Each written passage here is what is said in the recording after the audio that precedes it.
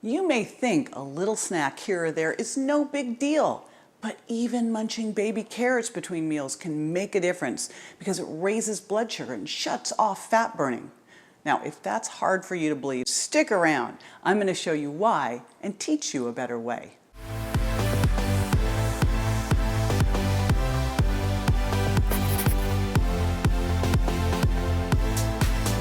Hey, it's JJ. If you have any health goals, I'm going to tell you why cheat days and snacking are so bad for you and may keep you from reaching them.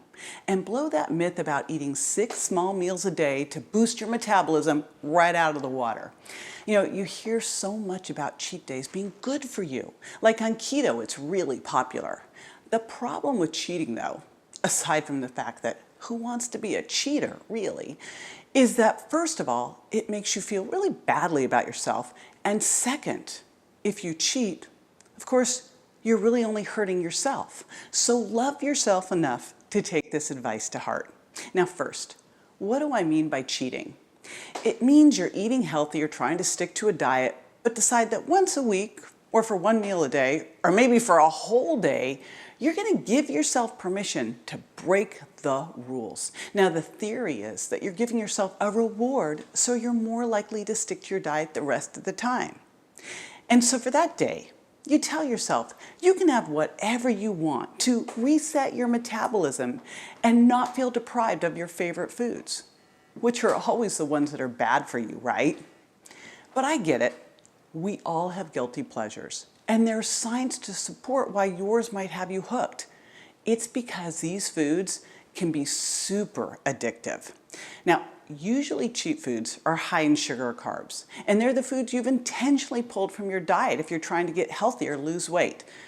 You know what they are, I know what they are. They're foods like popcorn, Skinny Pop, anyone? Chips, nacho cheese Doritos, cookies, ice cream, those things that your evil twin comes out and gets out of the freezer at night, those things. Now, some people claim that cheat meals will help your body composition and metabolic function. And the theory goes that having high-calorie foods once in a while to break up your diet will trick your body into producing more of the hunger hormone leptin, which is supposed to prevent overeating on the rebound. Unfortunately, there's really no research to support that. Can't really blame anyone for trying, but if you've ever tried a cheat day, let me lay out how it probably has gone for you, because I know it's done it for me.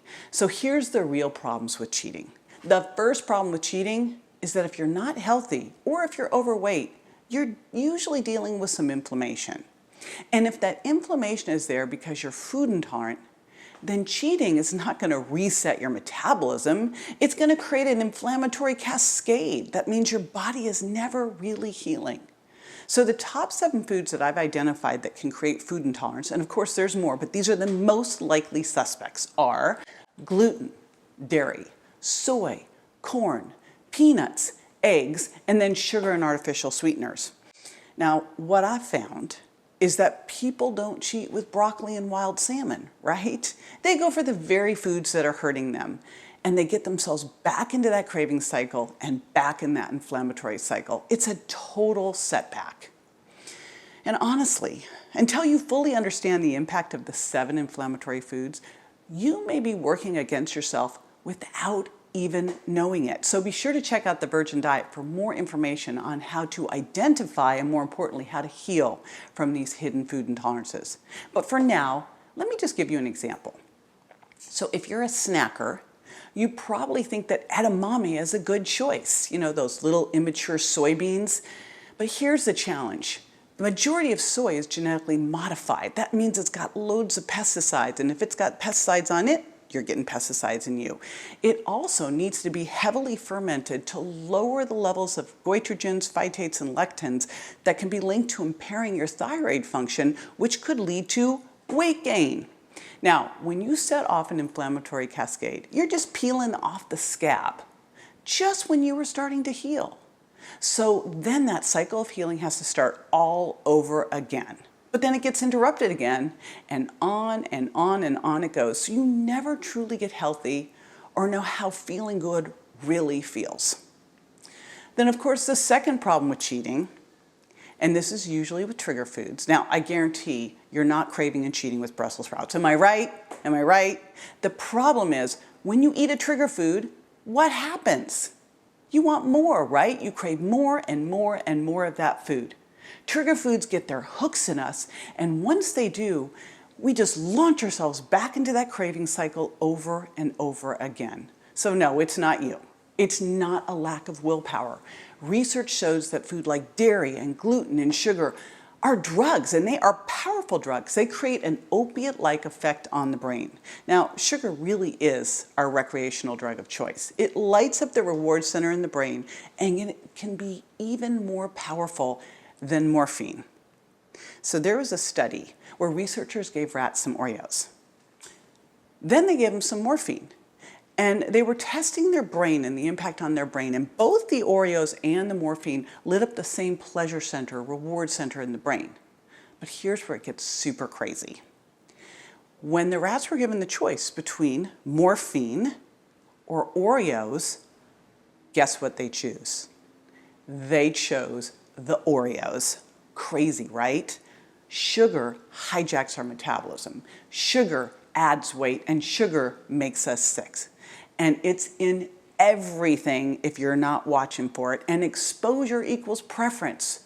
So cheating with high doses of it, even for one meal, even for one day, is not good. And it's a vicious cycle.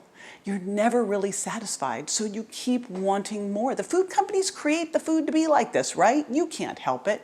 And by the time the consequences hit your waistline, you're heavier and sicker, and then you've got even more work to do.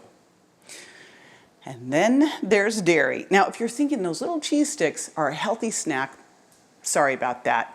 Dairy has an opiate-like effect on your brain. So you're literally in love with it because casein peptides in dairy can react with opiate receptors and mimic the effects of opiates like heroin and morphine. And of course, your brain is going to respond to it like it would any drug. Okay, so allergies and sensitivity to dairy are really common, especially to cow's milk dairy. And the truth is that cow's milk dairy can also make you gain weight. It's very insulinogenic, so it can increase insulin resistance. It also can cause acne, and it may actually, ready for this? It may actually be bad for your bones. What? You were drinking it for the calcium? Well, it's very acidic, so it can actually leach the calcium out of your bones. So the whole reason you're doing it in the first place, it could be doing just the opposite. Now, if the idea of breaking up with it makes you want to cry, that just makes the point, doesn't it? But the good news is, it's not nearly as hard as you think. I have some great swaps in the Virgin Diet that can help you with it and make it easy to do. All right, now the third reason not to cheat is the impact on your blood sugar. A slice of cheesecake and the same number of calories from broccoli are going to have very different impacts on your blood sugar, on your insulin, and of course, on how you feel. I think we can all agree on that one, right?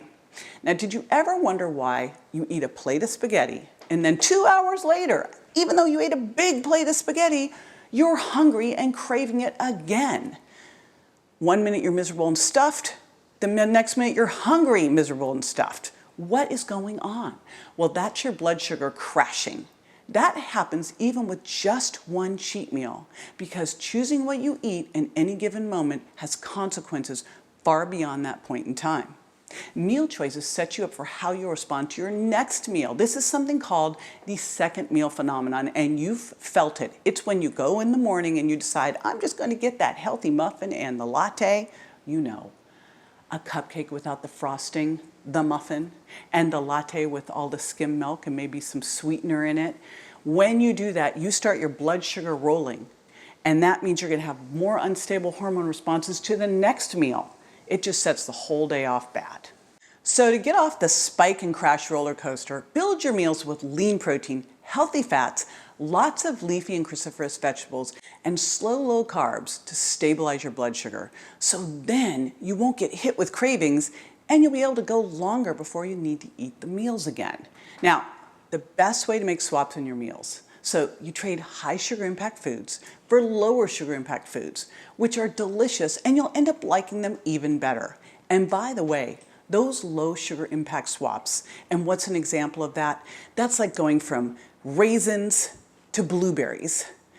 They're going to help stabilize your blood sugar so you're not dealing with cravings an hour after you eat. So a couple more of those swaps. What would be high sugar? High sugar would be eating, say, a sweet potato chips. Low sugar impact would be eating a little bit of a sweet potato with maybe some ghee on it. Maybe you're doing a burger with a bun. Well, get rid of that bun and use a lettuce wrap. These are easy things to do and they make a big difference. So one study found blood sugar levels rose 95% less after lunch when participants ate a healthy breakfast. Remember that second meal phenomenon I was telling you about? What that means in real life is that if you make a loaded smoothie for breakfast, that's my favorite thing to do. I'll take some of my protein powder, my Reignite Wellness all-in-one protein powder, I'll add a little extra collagen, I'll add some extra fiber, I'll use a nut milk, maybe a little bit of avocado. That, the protein, fat, and fiber in it, instead of grabbing that cupcake muffin, is going to have a positive impact on your metabolism for the rest of the day. All right, now we need to talk about snacking. I mean, really, what is so bad about snacking? Well, first off, if you're snacking on those high-carb, nutritionally bankrupt foods we just talked about, like we don't even really need to go any further. But even if you're snacking on things you think keep you on the straight and narrow, like maybe an apple with some almond butter or some baby carrots and hummus, you're still snacking. And when you're eating, your blood sugar is rising again. Remember, food, any food, and especially foods with carbs in them, are going to trigger a blood sugar response. And once your blood sugar is unstable, it can become like a snowball rolling up and down the hills. So if you're snacking on carrot sticks, it's going to do something to your blood sugar.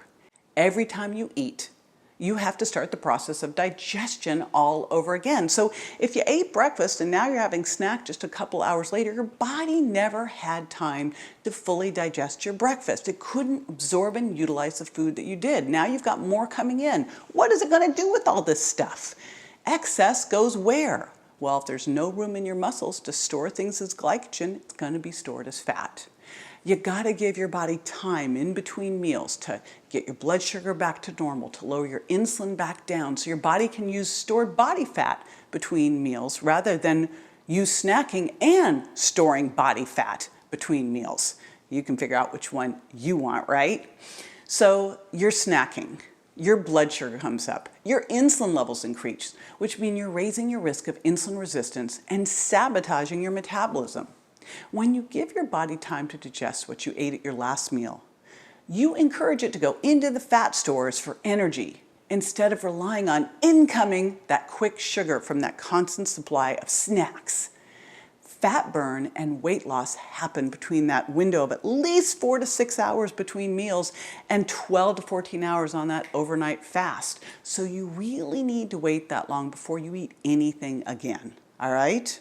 Now, I know those diets, they told us, eat every 2 to 3 hours to keep our metabolism up. There's nothing to support this, so could we just agree that they are done? We are done with them, okay? The time between meals is actually part of the digestive process. It's a critical part because a lot of important things happen when you are not eating, including a housekeeping process called the migrating motor complex. The migrating motor complex happens in your small intestine when you're no longer digesting food. When the food party's over, your migrating motor complex comes up and cleans out your small intestine when you're done eating by sweeping undigested food particles and bacteria from your stomach and small intestine into your colon. But you gotta have a time to give it to work, right? So you gotta get the snacks out. Now, ideally, let's say that you're eating every 2 to 3 hours. Let's agree right now, let's stretch it to 4 hours. And then as we stretch it to 4 hours, stretch it to 5, stretch it to 6. The worst time of all, though, is nighttime. And nighttime snacking is the most damaging because eating before going to bed actually increases your risk of obesity. In fact, a study published in the Journal of Obesity showed that mice fed a high-fat diet before sleep gained about 48% body weight compared to mice that ate the same amount of this at other times during the day. I mean, that is insane.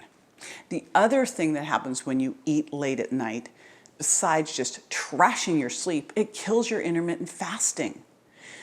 Your fasting window is when you're going to heal your inflammation, stabilize your blood sugar, and burn fat. So you want to really stretch that time from dinner until your morning meal so you get in at least 12 hours and hopefully more like 14 to 16.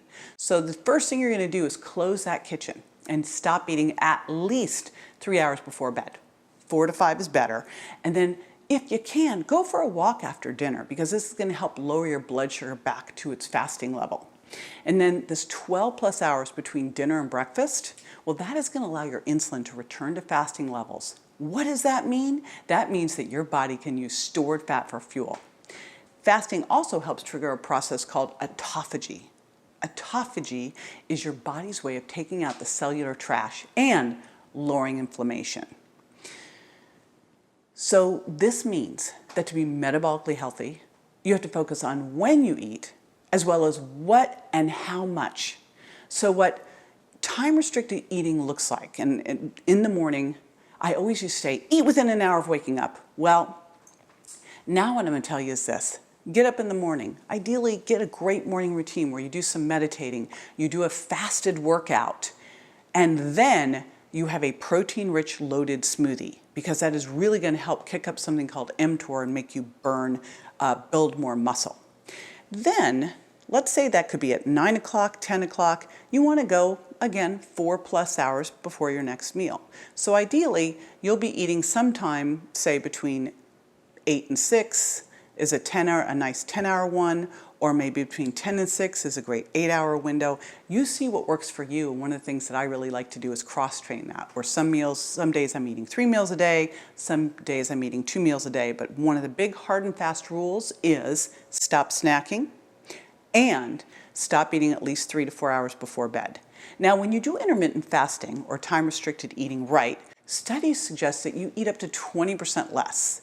And you may not even want those 3 meals a day. And again, what I find with people is maybe you're doing breakfast, lunch, and dinner throughout the week. On the weekends, maybe you're doing a brunch and an early dinner, and you're skipping a meal.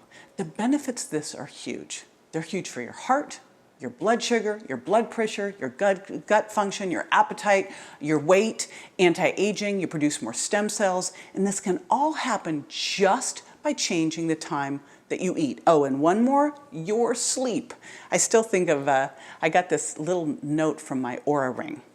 My Oura Ring, yes, talks to me through my app, and it said, looks like you ate late last night. And I'm like, oh my gosh, are you watching me? But literally my Oura Ring, my sleep got messed up because I ate a late dinner. So this matters in so many different areas. You can't believe it. Now, you absolutely can't do 4 to 6 hours between your meals or get through your fast. Here's step 1. Step 1 is to make sure you're eating by the plate. And this is where you start by building your plate around protein first. Flour, 30 grams, but you're probably going to need more around like 40 or 50 grams, and it really depends on your weight and activity level and sex. We talk about this in other videos, so go ahead and search for protein. Okay, so that's the first thing. Then you're going to add in fiber from non-starchy vegetables. Then you're going to add in some healthy fats. Now, depending on what you put for your protein source, if you ate a bunch of wild salmon, you might not need to.